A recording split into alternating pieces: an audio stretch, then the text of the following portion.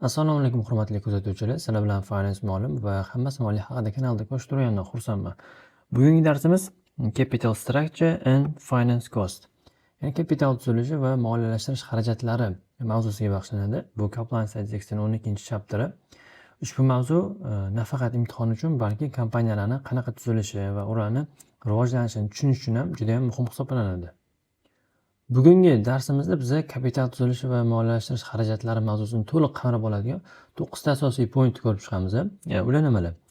Birinchisi kirish, ya'ni kapital tuzilishi nima sababli mas'uliyati cheklangan jamiyat uchun muhim degan savolga javob topamiz. Ikkinchisi qarz va xususiy kapital, debt versus equity. Korporativ moliya dunyosini ikki asosiy ustuni va ularni bir-biridan farq qiluvchi xususiyatlari haqida gaplashamiz. Undan keyin ordinary shares, ya'ni oddiy aksiyalar. Bunda aksiyalar kapitaliga oid terminologiya va aksiyalarni chiqarishi buxgalteriya hisobida qanaqa aksiya yetirishi ko'rib chiqamiz. Undan keyin rights issue, ya'ni huquqiy emissiya. Mavjud aksiyadorlarni attractive, ya'ni ular uchun qulay takliflar bilan taqdirlash orqali kapitalni oshirish mexanizmini ko'rib chiqamiz. Undan keyin bonus issues, ya'ni bonus emissiyasi. Bunda naqd pul qabul qilmasdan rezervni kapitallashtirish, ya'ni qanaqa amalga oshirishini ko'ramiz. Undan keyin dividends, ya'ni dividendlar. Kompaniya foydasini aksiyadorlar bilan bo'lish tartibi va uni buxgalteriyada qanaqa aks ettirishni ko'rib chiqamiz. Undan keyin loan notes, ya'ni kredit veksellari. Qarz olish orqali moliyalashtirish, ya'ni foiz to'lovlari va moliya xarajatlarini hisoblashni o'rganamiz.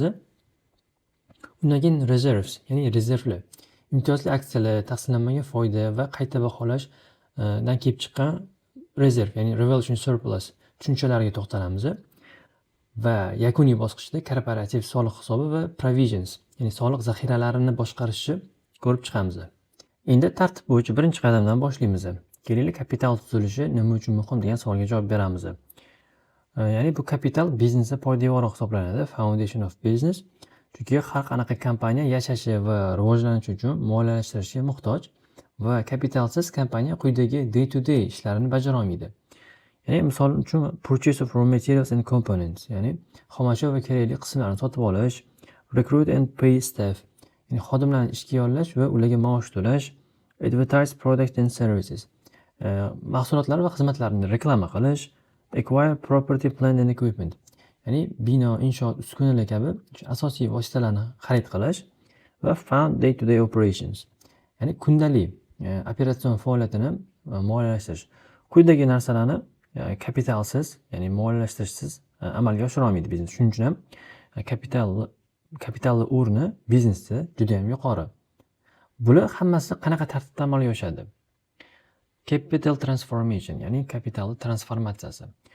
Bu jarayonni quyidagicha tushunish mumkin. Masalan, dastlab biza moliyaviy kapital, financial capital, pul yoki qanaqadir boshqa mablag'ni olamiz. O'zimizniki yoki qarz yoki masalan aksiya chiqarish orqali qo'lga kiritishimiz mumkin shu mablag'ni.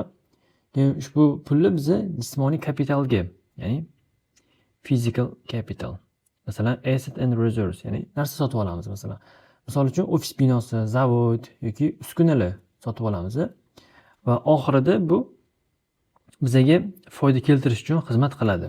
Ya'ni aktivlardan shu tovarlar, xizmatlar ishlab chiqarish orqali, ularni sotish orqali income generate qilinadi, ya'ni foyda keltiriladi. Shuni ham yodda tutish kerak. Ya'ni capital is something that on its own has little use but can be employed to generate wealth.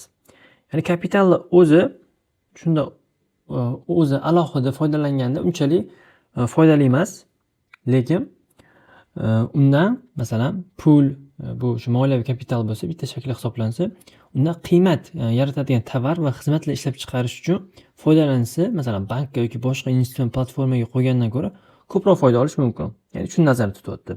Kapital o'zini qo'yib qo'ygandan ko'ra, undan ko'ra masalan tovar yoki xizmatlar ishlab chiqarish orqali undan ham ko'proq foydaga erishsa bo'ladi demoqchi.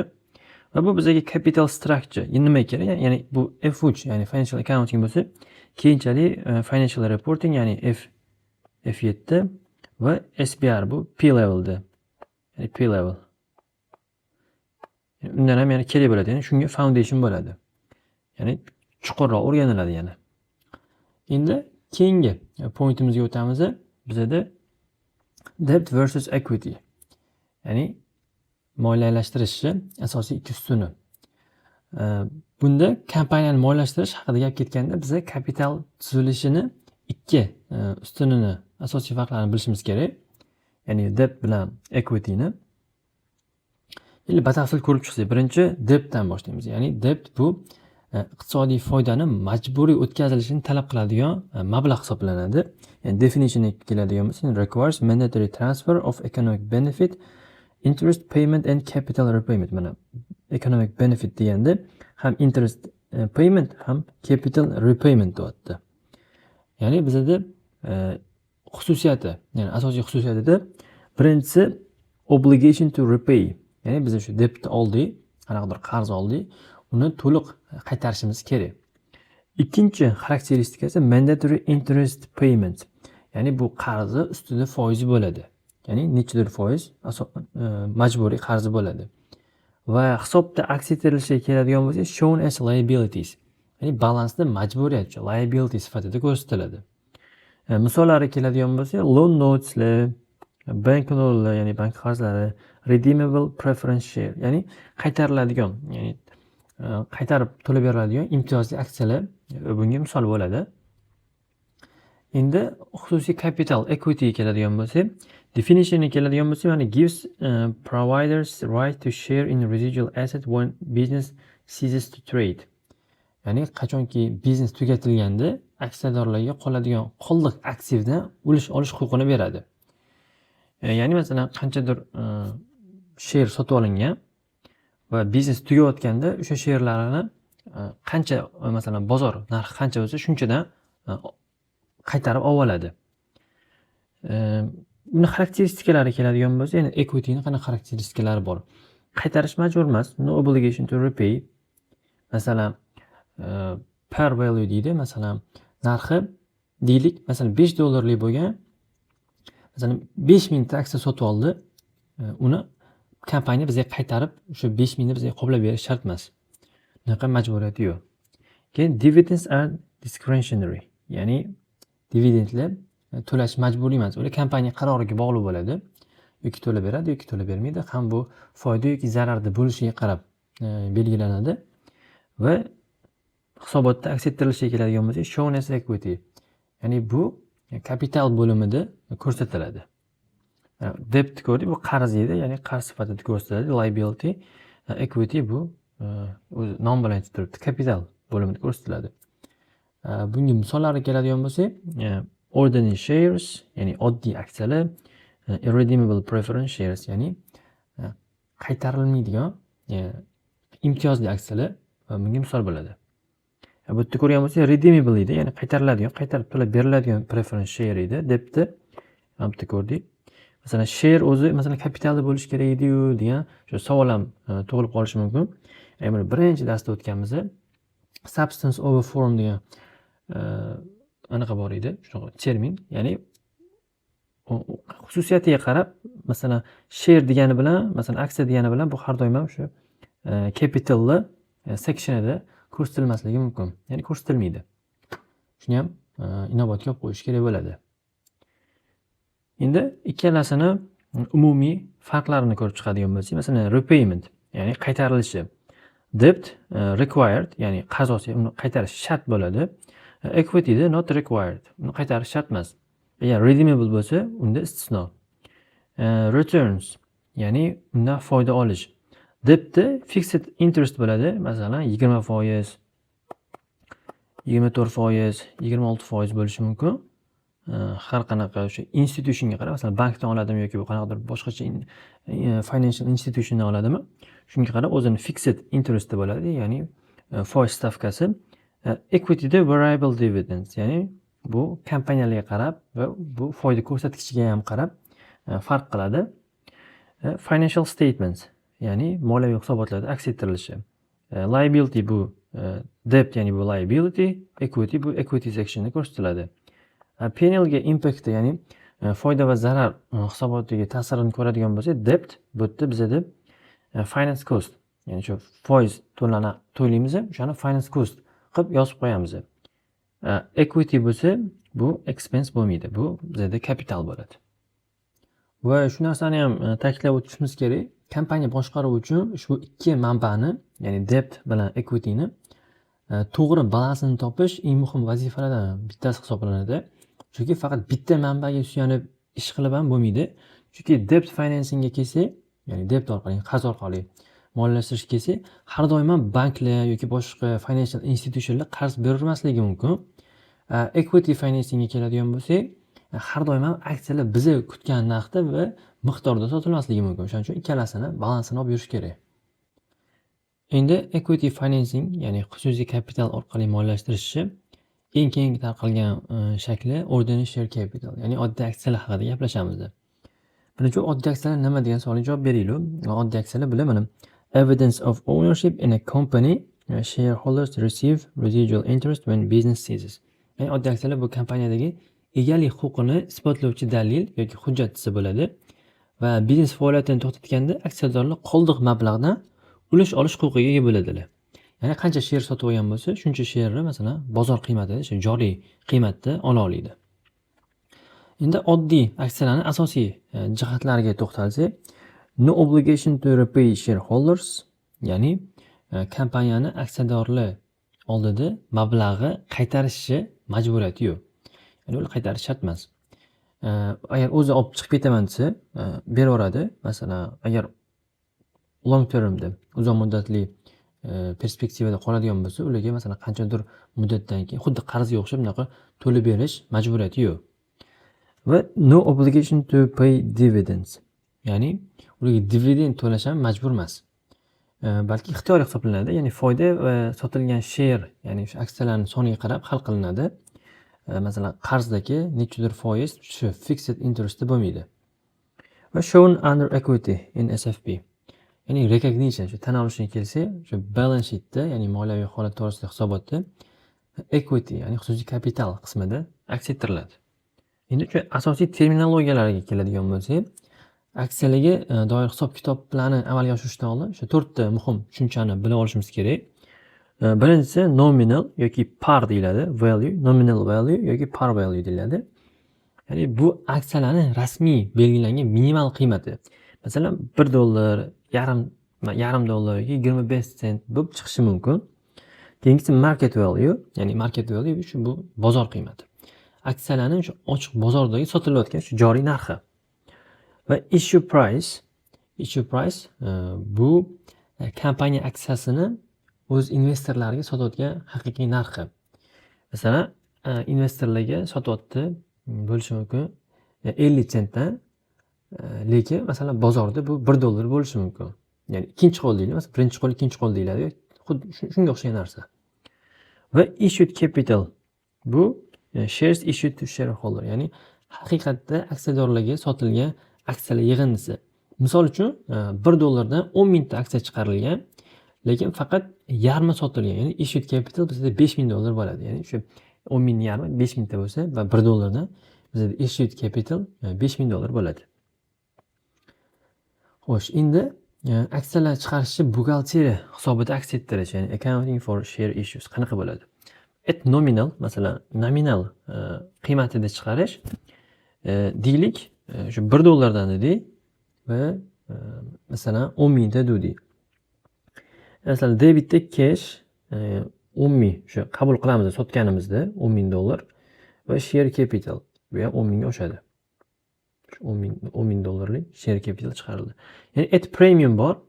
Masalan, bu $1 dedik, lekin bu $1,5 dan sotildi. Masalan, premiumda sotildi.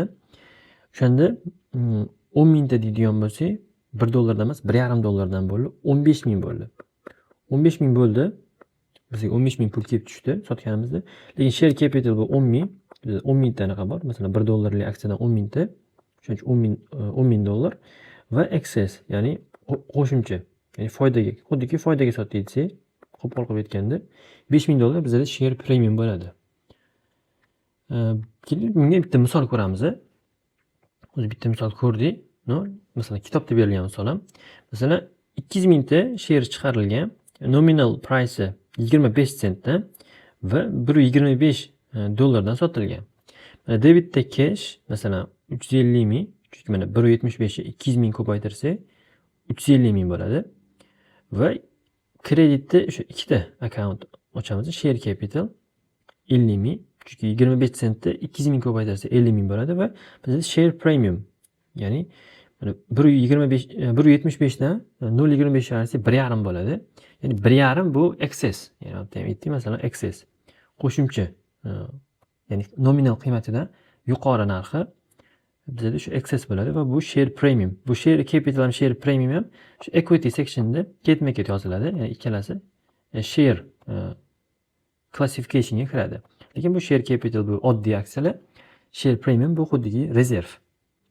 Xo'sh, endi aksiya chiqarish usullariga to'xtaladigan bo'lsak, birinchisi rights issue. Ya'ni aksiya chiqarish o'ziga xos usullardan bittasi hisoblanadi.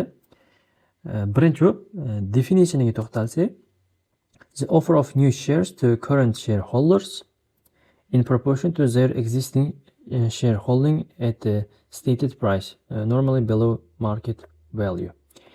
Ya'ni bu yangi aksiyalarni mavjud aksiyadorlarga ularni shu hozirgi ulushiga mutanosib ravishda belgilangan narxda taklif qilinadi. Ya'ni bu asosan bozor narxidan pastroq narxda bo'ladi. Va misol uchun yuqoridagi misol oladigan bo'lsak, masalan 1.75 dan chiqarilgan bo'lsa bozorga, shuni joriy aksiyadorlarga 1.25 dollardan taklif beriladi. Va buni o'ziga yarasha afzallik va kamchilik taraflari bor. Keling, birinchi advantage, ya'ni afzallik, plus taraflarini ko'rib chiqamiz. Birinchisi cheapest equity options. Ya'ni bu eng arzon xususiy kapital varianti. Shu ommaviy aksiyalarni chiqarishga qaraganda xarajati pastroq. Ya'ni shu public share qilganda, public share chiqarganda uni xizmatlar, shu administration ya'ni boshqa xizmatlari bunga qaraganda qimmatroq tushadi. Shuning ikkinchisi higher success rate, ya'ni muvaffaqiyat ehtimoli yuqori. Ya'ni mavjud aksiyadorlar kompaniyani bilishadi, shuning uchun ham ular sarmoya kiritishga ko'proq moyil bo'ladi.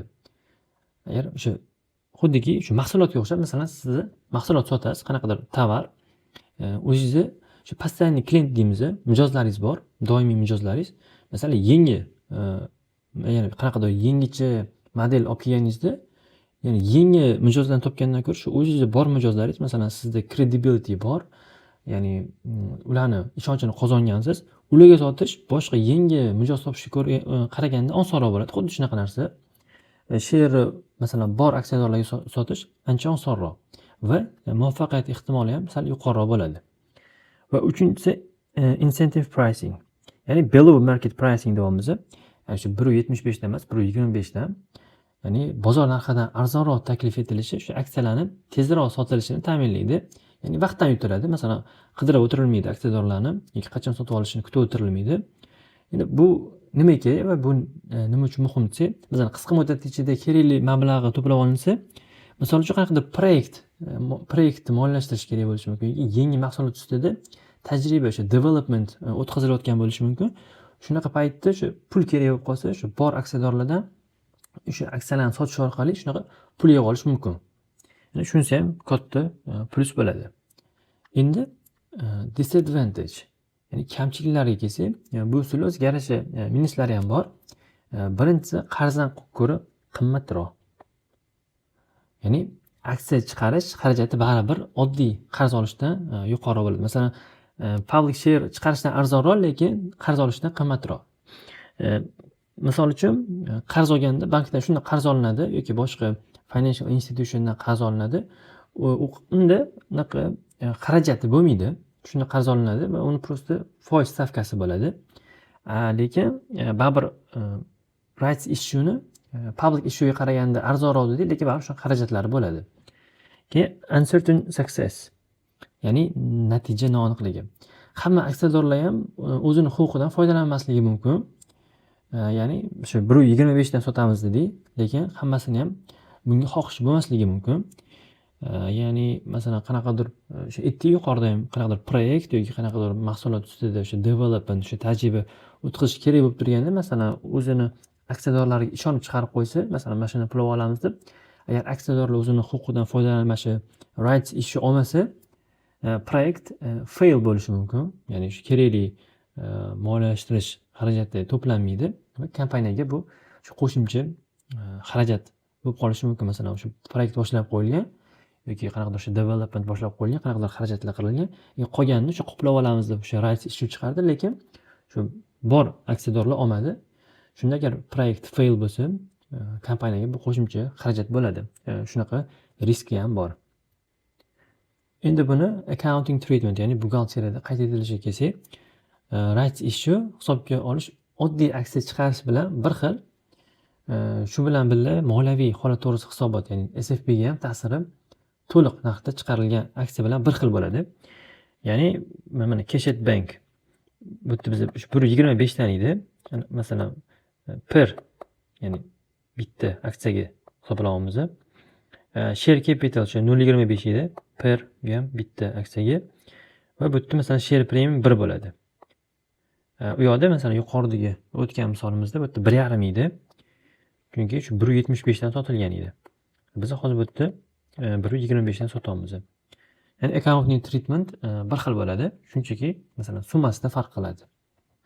Endi shu equity financing davom bo'lgan bonus issues, ya'ni shu bonus emissiyasiga kelsak, bu aksiyalarni chiqarish juda ham qiziq va o'ziga xos usul hisoblanadi. Birinchi bo'lgan definition keladigan bo'lsa, the issue of new shares to current shareholders in proportion to their current shareholding. No cash is received by company. Ya'ni bonus issue bu mavjud aksiyadorlarga ularning hozirgi ulushiga mutanosib ravishda mutlaqo yangi aksiyalarni bepulga taqdim etish jarayoni hisoblanadi. Va bu jarayonning eng muhim jihati shundaki, kompaniya hech qanaqa pul, ya'ni naqd pul olmaydi. Va buni ham o'ziga yarasha plus va minus tomonlari bor. Ya'ni kompaniyalar nima uchun aksiyalarni shunchaki tekinga tarqatadi? Birinchidan, more marketable shares. Ya'ni aksiyalarning soni ko'payishi har bitta aksiyaning shu bozordagi qiymati pasayishiga olib keladi. Bu bo'lsa, ularni, ya'ni aksiyalarni kichkina investorlar uchun qulayroq, ya'ni hamyon bo'lib qoladi. Va buni natijasida ikkinchi ta'sir xuddi shu uzviy davomi. Masalan, ko'proq aksiyalar chiqarilgani, masalan, tekinga chiqarildi, umumiy aksiya soni oshdi va narx tushdi. Va buni shu attraktiv qiladi boshqa investorlarga, ya'ni kichkinaroq investorlarga yoki endi investorlik boshlamoqchi bo'lgan shaxslarga va ularni investorlar, yangi investorlarni jalb qilish orqali yana qo'shimcha mablag', ya'ni kapital tuzilmasini yaxshilanishiga, shu better capital structure yaxshilanishiga olib keladi va keyingi shu qo'shilgan investorlar xuddiki o'shani xarajatini yopib boradi. Masalan, ularni qo'shilishi, ya'ni yangi kapitalni chiqarishiga, ya'ni yangi aksiyalarni chiqarishiga olib kelinadi va bu bilan shu kapital tuzilmasi ham yaxshilanadi. Disadvantage, ya'ni kamchiliklariga keladigan bo'lsak, asosiy kamchilik sifatida ma'muriy xarajatlarni ko'rsatishimiz mumkin. Ya'ni bonus ishyuni rasmiylashtirish va amalga oshirishi kompaniyadan shu muayyan xarajatlarni talab qiladi. Faqat kamchilik tarafida shunaqa xarajatlarni ko'rsatishimiz mumkin. Va accounting treatment, ya'ni buxgalteriyada qayd etish qanaqa bo'ladi? Bonus issue. Bonus ishyuni kompaniya rezervlari o'sha odatda taqsimlanmaydigan o'sha share premium hisobidan qoplanadi. Endi debitda share premium, ya'ni share premium o'zi kredit account edi, ya'ni kreditni ko'payardi. Share capital bu o'sha bonus issue qilib chiqarilayotgan aksiyalar. Share premiumni kamaytiramiz va share capitalni oshiramiz. Ya'ni bunda o'sha share premium accountdan moliyalashtiriladi. Ya'ni bunda hech qanaqa bitta shu muhim qoida bor.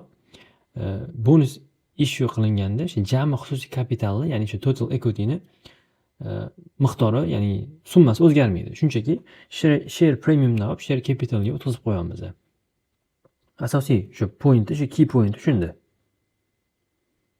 Endi keyingi point, ya'ni muhim pointlarimizdan shu dividends, ya'ni foydani aksiyadorlar o'rtasida taqsimlash, ya'ni dividendlarni ko'rib chiqsak.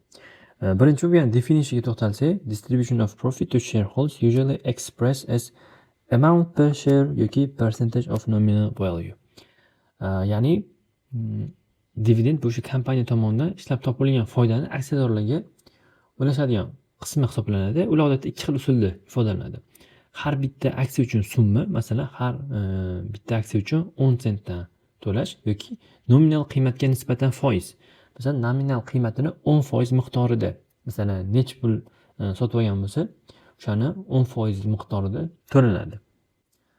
Va aksiyalar ikki xil bo'lardi, ya'ni ordinary share, ya'ni oddiy va preference share, imtiyozli aksiyalar. Imtiyozli aksiyalarni dividendlari o'ziga xosligi shundaki, dividendlar odatda oldindan belgilangan stavkada to'lanadi. Masalan, 8% imtiyozli aksiyaga ega bo'lgan investor har yili nominal qiymatini 8% miqdorida dividend oladi.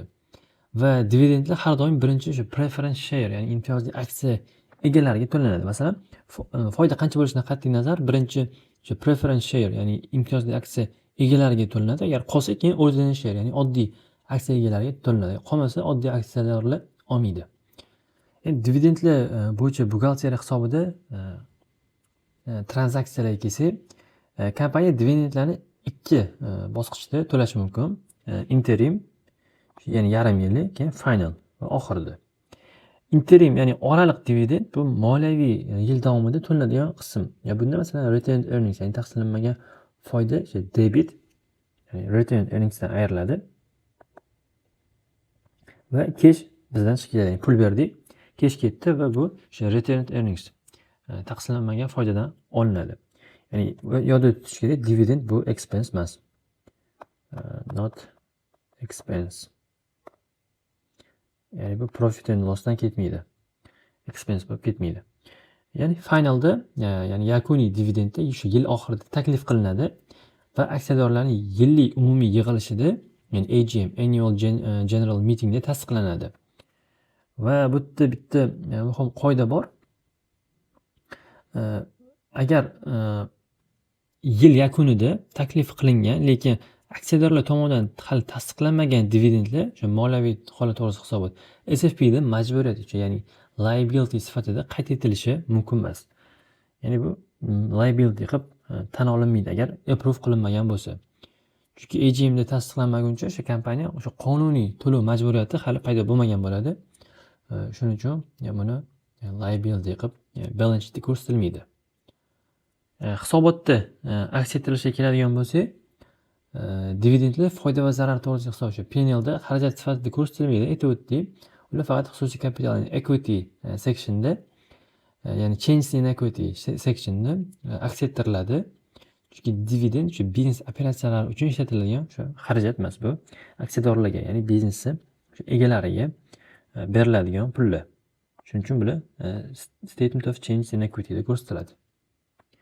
Va nihoyat qarz orqali moliyalashtirishga yetib keldik va eng tarqalgan usullardan bittasi loan notes haqida gaplashamiz. Loan notes nima? Bu belgilangan muddatga olingan qarz bo'lib, unda veksel hujjati o'sha qarzning mavjudligini tasdiqlovchi dalil hisoblanadi. Ya'ni shu loan notes, o'sha kredit vekselining o'zi o'sha xuddiki shu evidence, o'sha debtda borligini dalili hisoblanadi. Va 3 ta asosiy jihati bor bu loan notesi. Birinchisi nominal value, ya'ni o'sha veksellar o'sha belgilangan qiymati, masalan shu $1000 bo'lishi mumkin yoki boshqacha summa. Ikkinchisi belgilangan muddati, ya'ni fixed term, must repay at agreed time. Nechidir muddatga, masalan 12 oyga, 24 oyga, 18 oyga olinadi. Qarz kelishilgan vaqtda to'liq qaytarilishi shart. Va uchinchisi interest, ya'ni foiz. Foiz ham o'sha doim o'sha loan note'da o'sha bozor narxidan emas, balki shu nominal qiymatdan hisoblanadi. Calculate on nominal value. Shu o'zi narxidan, shu 1000 bo'lsa, 1000 ga olingan bo'lsa 1000 dan, 2000 bo'lsa 2000, 3000 bo'lsa 3000. Foizni hisoblashga keladigan bo'lsak, bitta misol ko'ramiz. Misol uchun 150 minglik, $150,000 kredit loan note sotib olingan va uni foizi, shu interest 10%. Yillik shu $15,000 bo'ladi, 10% dan hisoblasak. Agar biznes masalan har yarim yillikda o'sha, ya'ni semi annual to'lab boriladigan shart bilan olgan bo'lsa, masalan shu 7,5 ming har 6 oyda to'lanishi kerak bo'ladi. Bu o'sha finance cost qilib yoziladi.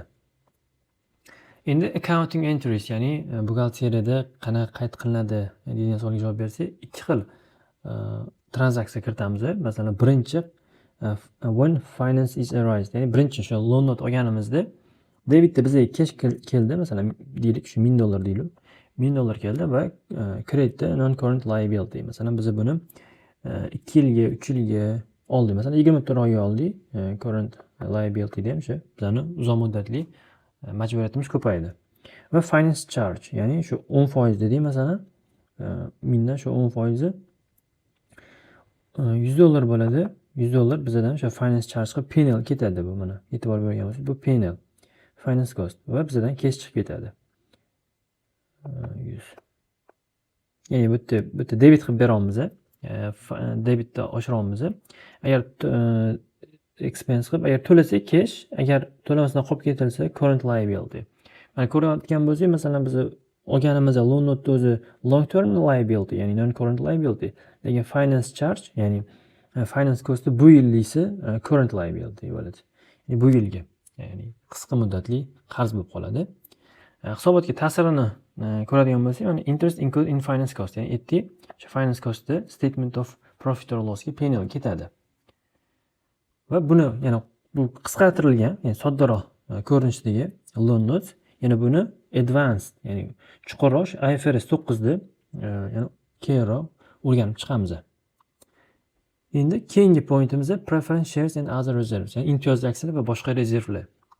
Shu bungacha ikki xil turiga qisqacha to'xtalib o'tdik. Oddiy aksiyalar va imtiyozli aksiyalar. Yana boshqa rezervlar ham bor. Preference share'ga keladigan bo'lsa, ya'ni preference share classification, imtiyozli aksiyalarning klassifikatsiyasi ikki xil turga bo'linardi. Redeemable, ya'ni qaytariladigan aksiyalar. Agar aksiya ma'lum muddatdan keyin qaytarilishi shart bo'lgani uchun bu qarz deb hisoblanadi va SFP da majburiyat, liability sifatida ko'rsatiladi. Ya'ni must be repaid deyapti, treated as debt. Ya'ni buni qarz sifatida ko'rsatamiz. Xuddi bu aksiya bo'lgani bilan, lekin buni qarz qilib ko'rsatamiz. Irredeemable da, ya'ni qaytarilmaydigan aksiyalar. Bunaqangi aksiyalarni qaytarilish majburiyati yo'q. Shuning uchun u xususiy kapital, ya'ni equity sifatida classification qilinadi, ya'ni tasniflanadi. Bular SFP da capital, ya'ni equity bo'limida ko'rinadi. Va ularning dividendlari ham shu equity sectionda ko'rsatiladi. Ya'ni bularning o'zi aksiyalarning o'zi equityda ko'rsatiladi va dividendlari ham shu retained earnings dan ayriladi. Bu yerda redeemable da bu yerda finance cost, ya'ni finance charge qilib penalga, ya'ni penalga ketadi. Buni o'zi redeemable, o'zi ham dividendlari ham equity sectionda ko'rsatiladi. Keyin gaplashadigan narsamiz other reserves, ya'ni boshqa rezervlar. Shu kompaniya ichki imkoniyatlaridan kelib chiqib, ya'ni day to day business operation orqali kapital vujudiga keltiradi. Birinchisi retained earnings. Ya'ni profits reinvested in the business. Ya'ni bu biznesga qayta investitsiya qilingan, yig'ilib qolgan foyda. Masalan, har yili shu profit for the year deb penal har yili foyda chiqarardi, shu foydadan keyin bu retained earnings ga yig'ilib boriladi. Ya'ni retained earnings da masalan dividendga to'lanishi mumkin yoki yana boshqa investment qanaqadir biznes o'ziga investitsiya qilinishi mumkin. Qolgani ashula retained earnings da qoladi va bu qo'shimcha kapital bo'lib yig'ilib boradi. Keyingisi revaluation surplus. Ya'ni qayta baholashdan keyin rezerv. Ya'ni bu asosiy vositalar, ya'ni fixed assets, misol uchun binolar yoki yer, shu building or land. Shu qiymati oshganda yuzaga keladigan rezerv. Masalan, bizning $100,000 lik binoyimiz bor edi. Qayta baholanganda 120,000 bo'ldi. Bizda shu fizik deydi, ya'ni jismoniy pul kelmadi. Masalan, 120,000 bo'lib qolgani bilan bizga qo'shimcha $20,000 kelmadi, lekin bino narxi o'sha qiymati oshdi. Biz o'zimiz shuni surplus qilib qayta qilib qo'yamiz. Va bu ham equity kapitalni oshiradi. Endi xususiy kapitalda o'zgarishi to'g'risida hisobot keladigan bo'lsa, bu hammasi mana shu statement of change in equity da ko'rsatiladi. Masalan, share capital chiqarilgan, masalan, share premium, agar premium narxda chiqarilgan bo'lsa, keyin shu revaluation surplus va retained earnings. Shu hammasi statement of change in equity da ko'rsatiladi. Misol uchun balance brought forward va ya'ni bizda opening balance beryapti. 34,000, 3,000, 1,100 va 25,200 edi. Masalan, profit after tax, ya'ni bu yillik foydamiz $19,950 bo'ldi. Bu retained earnings ga qo'shiladi. Dividends paid, ya'ni dividend to'ladi. Etudi, ya'ni retained earnings dan ayriladi dividendlar. Keyin revaluation bo'ldi. Masalan, 2,000 ga oshdi. Masalan, 10,000 lik mashinamiz 12,000 bo'lib qoldi. 2,000 ga oshadi va issue of shares. Ya'ni issue. Mana share capital o'zi nominal shu par valuesi share capitalga excess shu premiumi share premiumga qo'shiladi va umumiy hammasi 6,900 bo'lib issue shares ga qo'shiladi va total bizda 90,650 kelib chiqadi. Va bu hisobot, ya'ni change in equity hisoboti kompaniya egalari uchun, ya'ni shareholderlar uchun shu yil davomida ularning ulushi qanaqa o'zgarganini ko'rsatadi va bu ular uchun muhim hisobotlardan bittasi hisoblanadi. Va endi va nihoyat darsimiz shu yakuniy va amaliy jihatdan muhim qismi bo'lgan income tax, ya'ni shu daromad solig'iga yetib keldik. Kompaniyalar jismoniy shaxslardan farqli ravishda o'z foydalaridan shu alohida soliq to'lashadi. Keling, birinchi bo'lib kompaniyalar va jismoniy shaxslar solig'i qanaqa tortilishini ko'rib chiqsak, sole traders and partnership, ya'ni shu yakka tartibdagi tadbirkorlar va sherikchiliklar. Soliq biznesni o'zidan emas, balki jismoniy shaxslardan oladi va bu P&Lda xarajat qilib ko'rsatilmaydi, aksincha kapitaldan ayriladi, ya'ni shu ownerlar cho'ntagidan ketadi, qo'pol qilib aytganda. Chunki bu yerda o'sha boshida o'tganimizda aytgandek, ya'ni bu yerda yakka tadbirkorlikda yoki sherikchilikda biznes shaxsdan alohida entity emas, ya'ni shu business entity konseptini o'tganimizda aytib o'tdik. Ya'ni bitta qilib oladi. O'shaning uchun biznesdan emas, shu individual shaxs o'zidan oladi. Sherikchilik bo'lsa, sheriklarning o'zidan. Va bu P&Lga expense qilib yozib qo'yilmaydi. Ya'ni shu income tax qilib expense qilib yozilmaydi. Ya'ni drawing qiladi. Limited liability company keladigan bo'lsak, bu yerda mas'uliyat cheklangan kompaniyalarda biznes egalari biznesdan alohida shaxs qilib hisoblanardi va bunda yuridik shaxs alohida bo'lgani uchun o'z foydasidan o'zi alohida soliq to'laydi, ya'ni foyda solig'i, lekin kompaniyaga tortiladigan soliq boshqacha bo'ladi. Ya'ni bu P&L ga ketadi va bu yerda xarajat qilib yozib qo'yiladi. Ya'ni tax bu yerda P&L expense bo'ladi. Ana endi soliqni qanaqa hisoblaymiz degan savolga javob beradigan bo'lsak, ikkita asosiy qismi bor. Birinchisi bu current tax estimate, ya'ni joriy yillik soliq. Yil oxirida shu biz to'lashimiz kerak bo'lgan soliqni taxminiy miqdorini hisoblaymiz, qanaqadir summaga va o'tgan yilga farq, ya'ni under provision yoki over provision bo'lishi mumkin. Ya'ni o'tgan yil taxminimiz va haqiqiy to'lov orasidagi farqni qo'shamiz yoki ayiramiz. Agar o'tgan yili ko'proq to'lab olgan bo'lsak, ayiramiz, kamroq to'lagan bo'lsak, qo'shamiz o'sha yetmayotgan summani. Va bizda shuni total income charge kelib chiqadi. Va bu soliq hisoblashi quyidagi 3 bosqichli shu proses jarayoni orqali ko'rishimiz mumkin. Masalan, birinchi income tax charge. Ya'ni yil oxirida o'zimizga o'sha income taxni majburiyat qilib olamiz, ya'ni bu P&L da expense va SFB da liability qilib olamiz. Va pay accrual tax, ya'ni o'tgan masalan over provision yoki under provision bo'lishi mumkin. Liability ni kamaytiramiz va bizda cash bo'ladimi yoki bank bo'ladimi, o'shandan hisoblab to'lab qo'yamiz. Va adjustment qilamiz. Agar over provision bo'lsa, debitda liability va creditda charge. Ya'ni qarzimizni, ya'ni liability majburiyatimizni kamaytirib qo'yamiz. Masalan, o'tgan yili ko'proq to'lab olganmiz, bu yilgi qarzimizni kamaytiramiz. Agar under provision bo'lgan bo'lsa, ya'ni o'tgan yil kamroq to'lab qo'ygan bo'lsak, bu safar debitda charge, ya'ni expense'imizni oshiramiz va liabilityni ham oshirib qo'yamiz. Bitta muhim jihat, endi savol tug'ilishi mumkin, chunki masalan nima uchun o'sha taxminlar naqa farq qiladi deydigan, masalan, kompaniyaning moliyaviy yili va davlatda soliq yili ko'pincha bir-biriga mos kelmaydi. Shuning uchun ham moliyaviy hisobot tayyorlayotganda biz eng yaxshi taxmin, ya'ni shu best estimate usulidan foydalanamiz. Toki shu oradagi farq jinaqa ham katta bo'lishi kerak emas. Va shu bilan bugungi shu kapital strukturasi va moliyaviy xarajatlarga bag'ishlangan shu darsimizga yakun yasaymiz. E'tiboringiz uchun rahmat. Keyingi darslarda ko'rishguncha